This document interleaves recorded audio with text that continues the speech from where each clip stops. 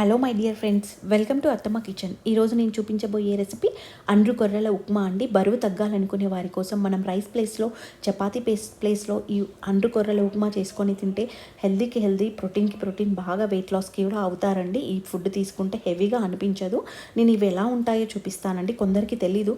Almost 75% చాలా మందికి తెలుసు, ఒక 25% మాత్రమే తెలీదు. ఇవి ఎలా ఉంటాయో చూస్తాను. చూడండి, సూపర్ మార్కెట్లో దొరుకుతుందండి. ఇది ప్యాకెట్ వచ్చేసి చూడండి, సేమ్ మన సజ్జల టైప్ ఉంటాయన్నమాట. సజ్జలు అంటారు కదా, ఊర్లలో ఉంటాయి మన ఊర్లలో.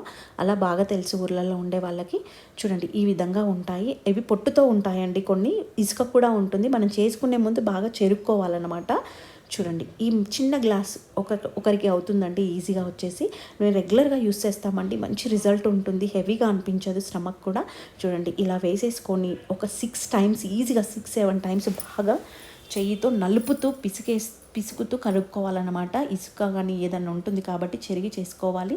ఇలా నానబెట్టుకొని ఒక గంట సేపు నానబెట్టుకోవాలి. వాటర్ పోసి కడిగేసుకున్న తర్వాత గంట తర్వాత సేమ్ మనం ఉప్మాకి ఎలా ప్రిపేర్ చేసుకుంటామో అలా చేసుకోవాలన్నమాట.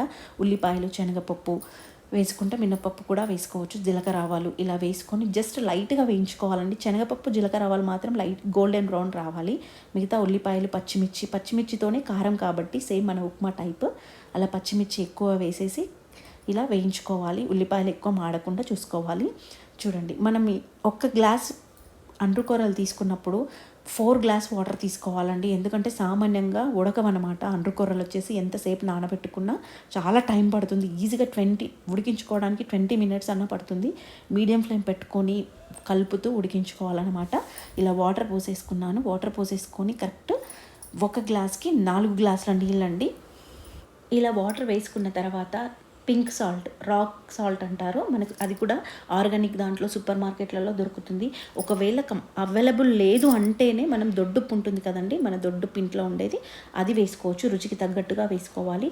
డైట్ చేసే వాళ్ళు పింక్ సాల్ట్ యూజ్ చేస్తే చాలా బాగుంటుంది. బరువు తగ్గే వాళ్ళు అనుకునే వాళ్ళు కంపల్సరీ దొరకలేదు అనుకుంటేనే మనము దొడ్డుప్పు వేసుకోవాలి. వేసేసుకొని కలిపేసుకొని ఇలా మనము ఒక్కసారి టేస్ట్ చూసుకోవాలి. వాటరే కలిపేసుకున్న తర్వాత ఉప్పు కరిగిన తర్వాత టేస్ట్ చూసుకొని మళ్ళీ ఉప్పు కానీ పడుతుంది అనిపిస్తే వేసుకొని అండ్రు కొర్రలు వేసుకోవాలండి. వేసేసుకొని బాగా 20 మినిట్స్ మీడియం ఫ్లేమ్ పెట్టి ఉడికించుకొని పెరుగు సైడ్ డిష్గా పెరుగు కానీ లేక ఊరికే వేడివేడిగా తింటే మాత్రం చాలా బాగుంటుంది.